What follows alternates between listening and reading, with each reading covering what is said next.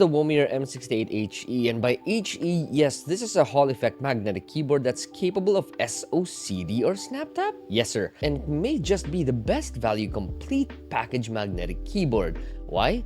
Well, there are cheaper Hall effect keyboards out there, but they do not have SOCD, an 8000 Hz polling rate, a web-based software, and of course, Womier's level of customer care with regards to software and firmware updates. But enough of selling tickets, here are the quick specs. This is a wired 65% tray-mounted keyboard that supports NKRO along with its above and beyond 8000 Hz polling rate, which is the new standard for professional esports. This has magnetic switches with a PCB capable of the standard magnetic features such as mod tap, toggle key, rapid trigger, and SOCD. Oh, and before I forget, my favorite feature, dynamic keystroke. I will not go over each magnetic switch feature as they're easily searchable online. Anyways, about the software. This is a web-based software, so no need to download anything and install any fishy software. I love web-based software because you can open them and customize your keyboard on many different devices. Now, my unit came with Womier Jade Green switches that has 37 grams of required actuation force. In the event that you don't like the switches, it's a hot swap PCB that accepts 2-pin magnetics. With all the value this provides, this did not come without its imperfections, and that we will go over in the next segment. Box contents include the keyboard,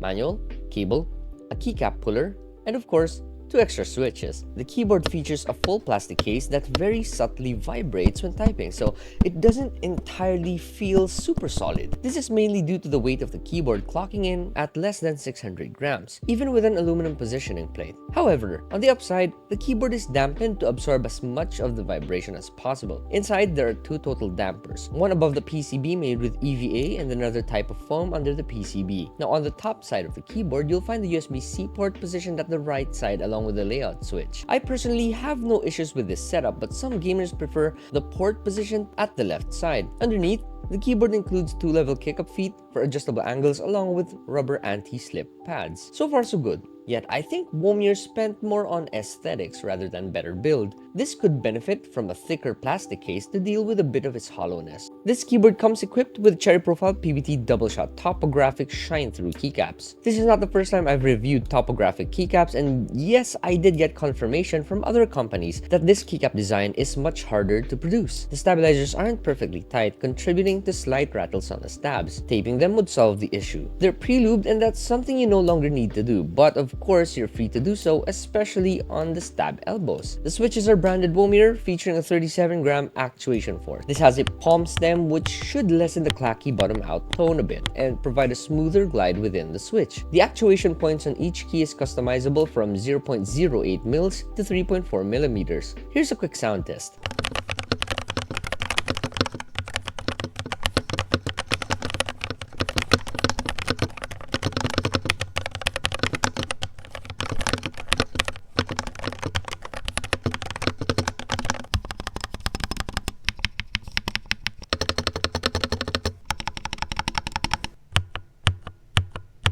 This keyboard is offered in 4 color options, catering to a wide variety of PC setup themes. The black shine-through topographic themed keyboard we have here is obviously not for the minimalist. There is branding at the lower right, and some units have branding on the spacebar. The housing has a standard ABS plastic texture with a slight gloss and topographic printing on it. Moreover, you get light indicators for caps lock and when locked by the arrow keys. The RGB lighting is just okay and they're not overly bright.